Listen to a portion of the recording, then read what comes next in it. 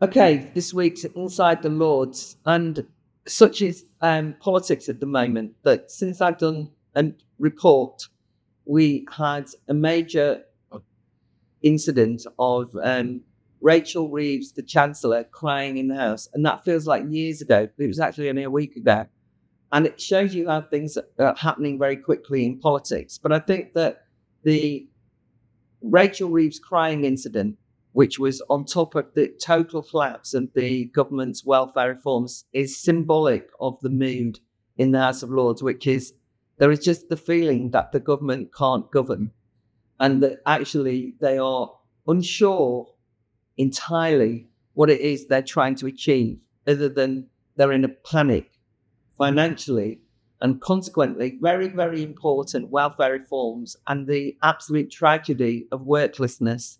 The number of people who consider that they need to be dependent on the state in order to get through the day because they feel that they're too ill to work and so on. Things that obviously need to be tackled and now have become a toxic subject, which nobody's going to talk about. And as a consequence of which, there's going to be a very high price, I think, with cuts all over the place. And even today, as I'm filming this, they've just announced the Leveson report on justice, making cuts. And one of the proposals is to get rid of jury trials. So we are talking about serious attacks on civil liberty just to save money. And I think that it's a very unpalatable atmosphere. As a consequence of which, the Labour whips in the House of Lords, the way that they choose to exert control is to simply push through as many bills as possible, as quickly as possible. It's like they feel that way they could be seen to be doing something, when actually, more fundamentally, I'm afraid, the sense that Keir Starmer, in power after a year, is actually achieving anything of any weight, of any seriousness, of any substance, is evaporating. So it's not a very good atmosphere in the Lords, and we've got 2 weeks left. And they're going to work us hard, one thing that happened yesterday, which was a bit of glamour and excitement, was that Macron was in the House of Lords addressing both the Commons and the Lords. You had to apply for a ticket. I didn't bother, I have to say, but it was in the very nice gold room and it was all laid out.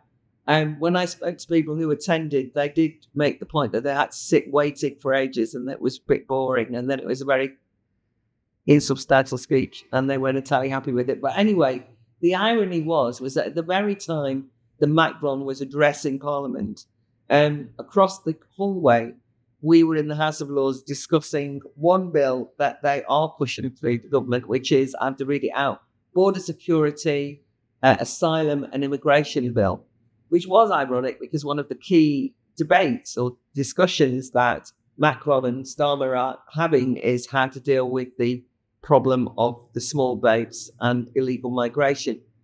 So it was interesting being in the chamber discussing what is actually a reasonably feeble and technocratic bill by the Labour government to deal with smashing the gangs, as they put it.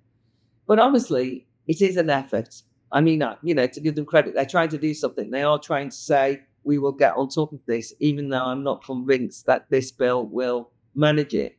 But what was extraordinary and what has been extraordinary, and I commented on it, and you can see my speech below, was that despite that, backbench Labour peers, people like Baroness Chakrabarti, combined with the Liberal Democrats, are trying to water down even that bill. And the way that they continually do it is to call on international conventions, international laws, of course, the human rights regime, the European Convention on Human Rights, but most specifically in this instance, the Refugee Convention of 1951. And there was a very fractious and unpleasant exchange. I thought that some of the Conservative peers actually did make some good points, but they weren't being particularly sectarian. They were arguing against these amendments from the Lib Dems, which said nothing should interfere with this Refugee Convention of 1951. I just came in very briefly to point out that although it had been argued, I think, by some crossbenchers that we had to be careful that we didn't undermine the rule of law, by which they meant international law, by rushing through this bill. And I made the point that, in fact, they were using the international conventions to undermine the rule of law when it's being made domestically, the usual arguments around sovereignty. But another disconcerting aspect of this was that the minister, in his attempt to, as it were, play all sides, because a discussion had taken place about what is a refugee, who is an asylum seeker, and so on, partly things that I addressed, absolutely emphasised this bill is all about smashing the gangs. They are the problem. And effectively, therefore, posited to reassure Baroness Chakrabarti et al. That the people in the small boats were always innocent. They were always exploited. They were genuine. And as a consequence of which, if you're bringing in a bill which is effectively going to criminalise getting into one of those boats, because the emphasis is on smashing the gangs, not on actually dealing with the problem, you could just see that their sympathies and their empathy and therefore their commitment is constantly to ensuring that no criticism is made of anybody who tried to enter the country illegally. Now, I'm not a monster, funnily enough, and I can understand why a young 18, 19-year-old who wants to come to the UK and better their lives, we can all understand that, but it is nonetheless an illegal act. And the problem we've got is that if the governments are constantly trying to kind of play both sides, they also won't be able to spot where there are more ruthless, exploitative people on the boats, not just running the gangs that send them here. So you can have security breaches. I think it's important to note that, because we have just had the 7/7 anniversary, and we know that there are people who have committed crimes of Islamist violence who have been criminals when they've got here and have come from Iran and so on and so forth. There's been lots of stories recently who have used illegal mechanisms of getting into the country. And if you have no control and you don't know who's in the country, then you've got real problems. And only this week it was revealed that the Home Office, when people come in on legal visas, work visas, perfectly legal, that's good, fine. The Home Office don't bother to check whether they leave when their visa expires. They don't even bother prioritise that as important. So I think that we can safely say that however grand the meeting was with Macron, however much show is put on about we're going to try and tackle this, that actually there is something wrong at the heart of government that is unprepared to genuinely get on top of controlling the borders. I also have been involved in some quite controversial issues this week, which I know that many people disagree with me. But the government decided to bring in the prescribing of the organisation Palestine Action. And I disagree that they should be prescribed as an organisation. Palestine Action undoubtedly have committed acts that amount to terrorism, and there are particularly in terms of Bryce Norton. On the statute books already, there are plenty of laws that could treat a particular case like Bryce Norton as an act of terrorism, and people should be dealt with accordingly. I have absolutely no sympathy with the motives of Palestine Action, their absolute preparedness to be as disruptive as possible of everyday life, and their political outlook in relation to Israel and Gaza, which is effectively to obsess about any connection with Israel, to try and cut off all links with Israel on the basis of the fact that they're committing a genocide allegedly, which I disagree with. But that's not the point. So two things happened. Jenny Jones from the Green Party, Baroness Jones Wolscombe, moved that there was a regret motion that would say that we shouldn't prescribe Palestine Action.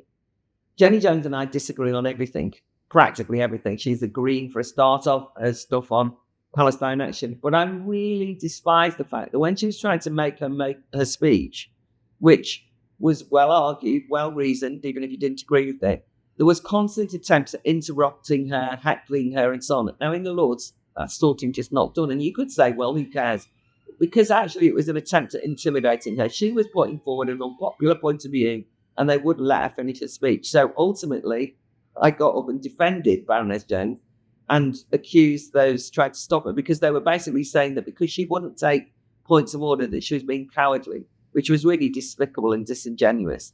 And so I found myself at odds with the people I'm usually in support of, who are more sympathetic to Israel's cause, regardless of whether you support all of Israel's tactics. And certainly people I would agree with on the dangers of growth of radical Islamism, both in terms of geopolitics and domestically. But I did think they didn't give her a fair shot. And as a consequence of which, it was an unpleasant atmosphere. When it came to actually speaking in support of Baroness Jones, which I did, I made 2 points. First of all, prescribing an organisation does not just prescribe that organisation. This is not like the United States. In America, if you prescribe an organisation, what is not made illegal is vocal support for the prescribed organisation because of the First Amendment. I was making the point that prescribing an organisation means that you prescribe and make it illegal to ever vocalise any support for said organisation. And the threat is of 14 years in prison if you do. So this is a major threat to free speech and should not be treated lightly. And I made that point.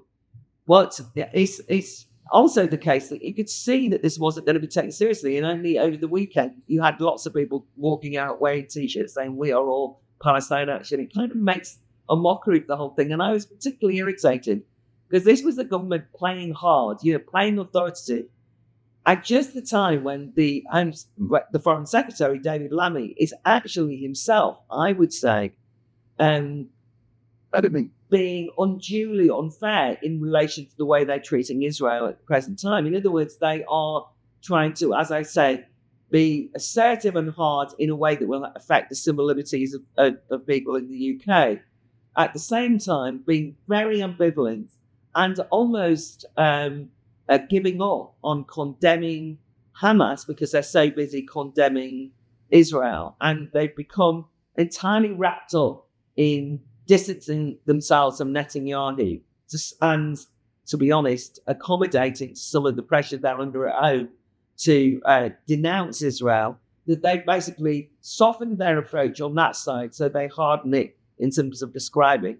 The other thing to explain, and this is the point about having politics, they're trying to be principled. I mean, I know I'm going to be very unpopular for arguing this, but let's put it this way. Hamas and supporters of Hamas and Hezbollah and the Houthis in the West have all tried to imply that all they are is a resistance movement.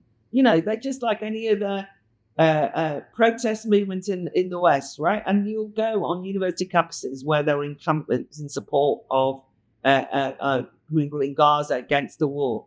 And they will treat Hamas as though they're just almost fellow protesters. They're exploited. They should have the right to fight back and so on. And that kind of relativism is incredibly damaging. But now what we've done is we've now almost conceded that point, because Palestine Action is a protest organisation that sometimes uses tactics that could be described as terrorism, but I do not think are on a par with the Houthis, Hamas, Hezbollah, but they are on now the same prescribed list. So I think that actually weakens the argument of the specificity of what terrorism is. It's a very important designation that you can give, but it should be used sparingly. And to just dole it out in this way, I think was a problem. And so I voted with Jenny Jones and other people I disagree with on Gaza and Israel, because I don't think that they should have been prescribed. Only 16 of us voted, by the way, so nothing much happens, but nonetheless.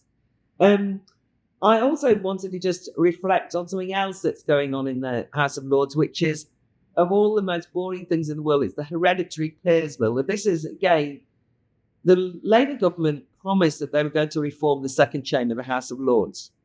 I have every sympathy with that. They actually, at some point, said that they were going to abolish the House of Lords, or abolish the appointments system of the House of Lords and make it a fully elected second chamber. There's arguments about how you would do that, but at least that's in the democratic direction.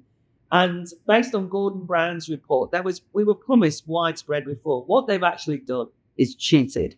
They've gone for low-hanging fruit, get rid of the 92 hereditary peers. They've actually backed off on any of the reform programme at all, completely dismissed that. They've actually stuffed the House of Lords with a load of new Labour peers. I mean, there's like, every time I look, there's new Labour peers. That's what prime ministers do. They try to get a majority. I understand how it happens. But in other words, the reform is just of these 92 hereditary peers. There's no basis on which you can defend the hereditary principle. And I don't. But I don't think it's much more egregious than appointments made by, and we're unelected and we're there for life.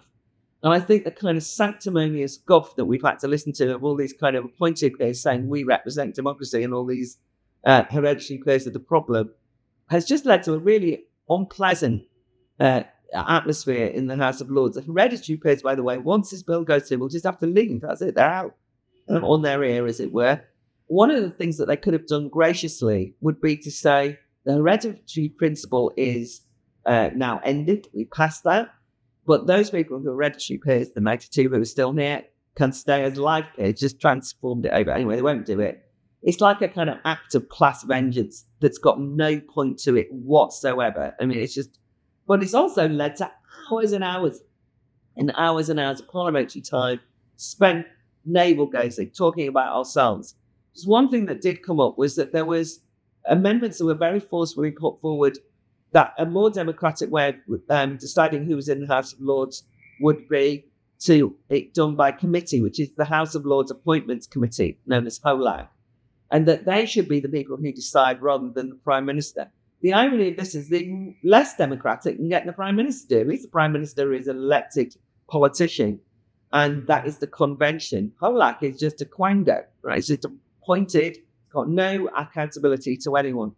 And so I argued against that. But it's an indication of I actually said in one of the speeches, talk about fiddling while Rome burns. I mean, it is ridiculous. Parliament, at the moment, as we were discussing these hereditary peers, up the corridor, we had witnessed during the course of one debate on welfare reform, the government changing a bill twice whilst the debate was happening. Meaning that 80% of the welfare reform bill was scrapped on the floor of the House of Commons. That is a Commons not fit for purpose. Never mind, the law's not fit for purpose. They are the big constitutional problematic things that are happening, and yet we are sitting there having arguments about the appointments of members of the House of Lords. Very annoying. Just on disingenuousness, just to note how these things happen, I noticed a question that had been put in in the question time about censorship, and it was reporting on Index on Censorship had brought out a report saying that library books are being removed from shelves of children's libraries. This is atrocious, terrible report. Now, I'm a big free speaker, so I thought, great, I'm going to look into this. I had a nagging feeling I'd read about it, and indeed I was right. The Index on Censorship report on the removal of books from children's libraries was entirely focused on the fact that some people were concerned about books, age-inappropriate books in many instances, promoting gender ideology, trans ideology to children. And parents and some campaign groups have been arguing that they shouldn't be in children's schools' libraries. This was repackaged up by somebody who's very sympathetic to gender ideology, trans activism, as a report for Index on Censorship showed there was wide-scale censorship in libraries. I mean, it's not even true. It's certainly a more complicated story, and I raised that complication. And it was just so irritating that everybody who'd spoken before me was standing up denouncing censorship by Free Censorship. These are people I never hear speak about free speech ever, but in this particular instance, very enthusiastic. And when I pointed out that things are not quite as they appear to be, there was quite a lot of tutting and guffawing and humming and hawing. And the minister, the education minister, gave, a semi-reassuring but not quite clear response to me. I think that's more or less it. Next 2 weeks, in the 2 weeks that we have left, we have report stage of the Employment Rights Bill, and that means that we'll be voting on amendments in relation to employment rights. This is a very important bill, and it's again one of those smoke and mirrors situations. because I support enhancing employment rights. In fact, when I read that the government were bringing in this bill and they put it in their manifesto, I thought, good, there's quite a lot of things from 0 hours contracts to the fire and rehire things that have occurred, some employers refusing to allow trade unions to operate. So I thought, great, I'm all for that. And then I read the bill, which is an enormous bill. It is actually a regulatory bureaucratic nightmare, which has been written by every TUC quango in sight. It's entirely based on the interests of trade union leaders and different interest groups, and I hate every bit of it. And it's going to lead to major, major job losses. I really think it's disastrous, and I will explain why. Have been explaining why. I'm not going to explain it now. And the thing that you have to know is the report stage has been rushed through. We have only just finished committee. They usually give you a bit of a breathing space so that you can gather your thoughts, get your amendments ready. But oh no, suddenly it's all over the order paper. We have to get it done. Why do we have to get it done? Is this because workers throughout the land are waiting for new rights? No, it's so that Angela Rayner, because it's her bill, can take it and hand it as a gift to the Trade Union Congress. That is literally what is happening. We are passing a bill that is only timed, so that it can be handed over to the Trade Union Congress. And I'll show you how ludicrous it was. In a briefing yesterday with the minister in charge of the bill, they explained that we shouldn't need to worry our pretty little heads because they are doing consultation with everybody concerned, and they're going to make sure that the consultations really will make sure that everybody is happy with the bill. Those consultations will happen after the bill is passed. What is supposed to happen in life is that you do your consultations before you write a bill, not after. Well, because they promised that they were going to bring in workers' reform in the first 100 days, and it's kind of dragged on a bit, and because they promised the TUC they're going to do it, they're doing consultations after the bill is finished. And if you talk to anyone who is a sole trader, a freelancer, micro businesses, small to medium business, and so on and so forth, they are saying this bill will kill them off. So I don't know who they've consulted, right? Nobody so far. We now find they're going to go out and consult people. What if those people say this bill is not fit for purpose? Too late, it's passed. It can be frustrating being involved in legislation when the lawmakers take the law so unseriously and only act when it's in their interest rather than what's in the interest of the country. So I'll be reporting more again. I did, by the way, rant on rather grouchily about the state of the economy and what I think about junior doctors now renamed and their wage increases, and also the small boats crisis and various other things on the Ian Dale show. And so I'm on LBC, so I'm putting a link in below as well.